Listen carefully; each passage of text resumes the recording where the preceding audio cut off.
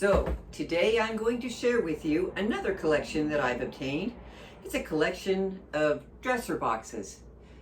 Back in the late 1800s, early 1900s, they would have these sets that they would put on their dresser. They would have a nice comb, a brush, this little box here. They'd have a powder in there and a powder puff.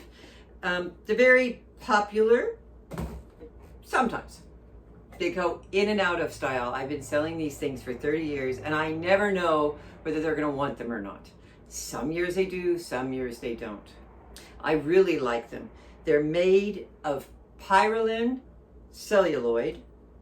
Most of them have glass. A couple of them are just celluloid straight on. These are called ivory. They're not really ivory anymore because celluloid, as it gets old, it turns colors. You can see where this one and this one, there's a little bit of a different color in there. Celluloid was banned in 1960 because it burns really easy and it is a noxious gas that can make you really, really sick. So they banned the use of celluloid. So you know that if you know what celluloid is, if you have any of it, it is made before 1960. Definitely vintage. Usually now in the antique range. I like this one. These had a little glass top. They would take and put, this is a little doily that somebody, a little piece of lace that they put on top of it. Just sweet as can be. Very nice. Some of them have different etchings. I like the ones here that have the etchings on top. It's very Art Deco. If you have, I have a lot of furniture that's Art Deco, and I have bedroom furniture that's Art Deco, and it goes really well with it. The really crazy thing, though, that I really get a kick out of is this. It's called a hair catcher. A hair catcher. Why do you need a hair catcher? Well, back in the day, those wacky Victorians, they collected their hair. They would take and brush their long locks. Now look, see, I've got, that happens with my hairbrush. And they would take their hairbrush. Yeah, got long hair. So I've always got lots of hair. And they would put it and stuff it down into this little jar and keep it. Kind of creepy.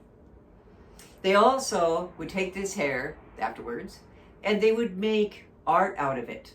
I've seen hair wreaths made of single strands of hair that have been made to look like, you know, they make flowers, they loop it around a cord, and then they make them look like flowers. It's very creepy. They're worth quite a lot of money actually too.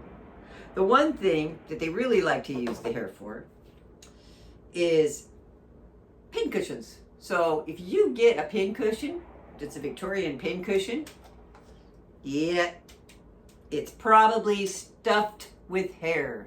They liked to do that because back in the day, in the late 1900s, or I'm sorry, yeah, the early 1900s, sorry, they would use lots of oils and brush their hair, and they had oils and stuff that they used to keep their hair control. So the oils were great. They would condition, lubricate the pins so that when they were sewing, the pins would go in the fabric a lot easier. Strange fact, huh? Ah, well, those wacky Victorians, you can't trust them.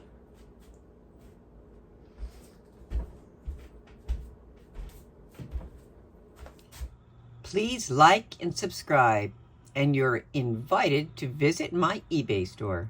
Thank you.